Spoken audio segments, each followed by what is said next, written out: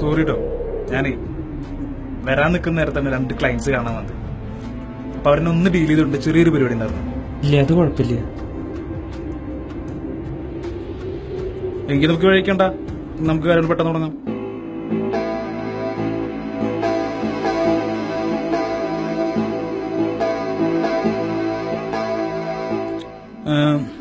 Okay, നിങ്ങളുടെ പേരൊന്ന് പറയാമോ? എന്നെ എല്ലാവരും വിളിക്കുന്നത് കാല എന്നാണ്.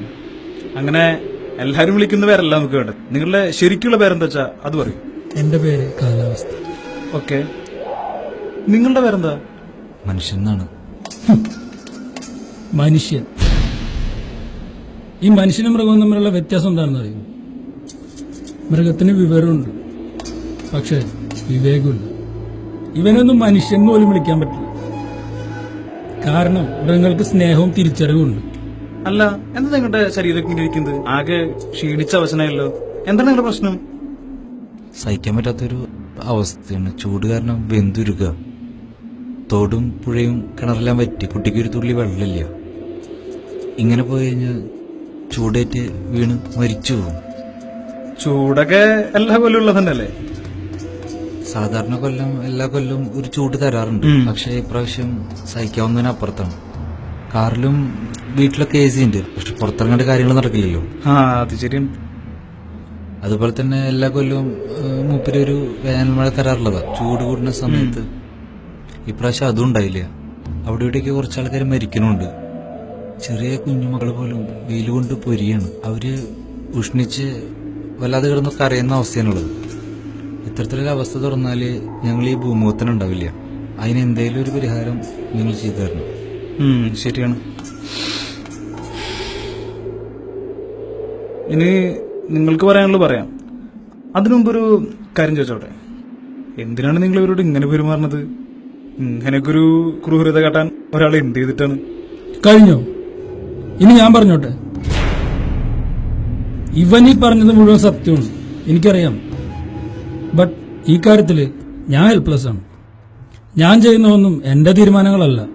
ഇവൻ ചെയ്ത കർമ്മങ്ങളുടെ ഫലവും ഇവൻ ഇന്ന് അനുഭവിച്ചുകൊണ്ടിരിക്കുന്നത്. തല ഉയർത്തിപ്പിടിച്ചുകൊണ്ട് നോക്കേണ്ട മരങ്ങളെ മുറിച്ചു മാറ്റി. അപ്പോ അവൻ വെയിലിന്റെ മുമ്പിൽ തല ഉനിക്കേണ്ടി വരും. പുഴയിലെ മണൽ കോരിയെടുത്ത് കോൺക്രീറ്റ് കെട്ടിടങ്ങൾ ഉണ്ടാക്കിയപ്പോ നീ ഓർത്തില്ലേ പുഴകൾ നശിച്ചു പോകും?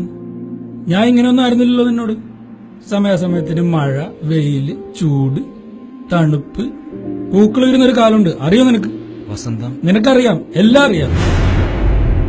എന്നെ ഇങ്ങനെ ക്രൂരനാക്കിയത് ഇവനാണ്. ഇവിടെ ഇടവപ്പാതിയും തുലാവർഷമൊന്നും വെറുതെ ഒന്നുണ്ടായതല്ല. മേഘങ്ങളെ തടഞ്ഞു നിർത്തിയിട്ട് ഇവിടെ മഴ പെയ്ച്ചിരുന്ന കുന്നുകളും മലകളും അതൊക്കെ തന്നെ ഇടിച്ച് നിരത്തിയില്ലേ? ഇപ്പോഴും പറയുന്നുണ്ടല്ലോ വീട്ടിലും കാറിലും ഒക്കെ AC ഒക്കെ ഉണ്ടെന്ന്. ക്ലൂറോ ഫ്ലൂറോ കാർബണിന്റെ അണ്ണാക്കിലേക്ക് കുത്തിത്തുന്ന നിനക്ക് ആ മഴ തരണം. ചൂടുണ്ടാവും, നല്ലോണം ചൂടുണ്ടാവും. ഇത് നീ തുടർന്ന നിന്നെയൊക്കെ പറഞ്ഞു.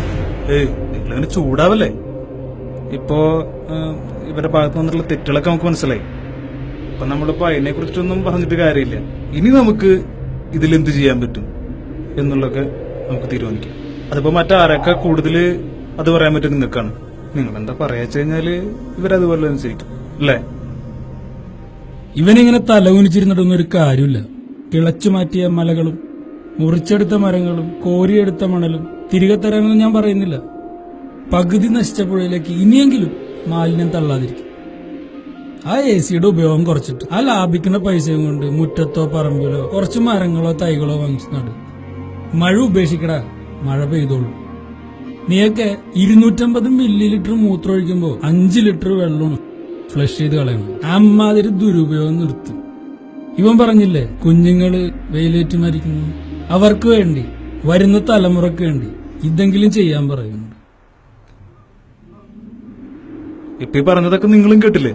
കേക്കുണ്ട്. നമ്മൾ ഓർക്കേണ്ട ഒരു കാര്യമുണ്ട്.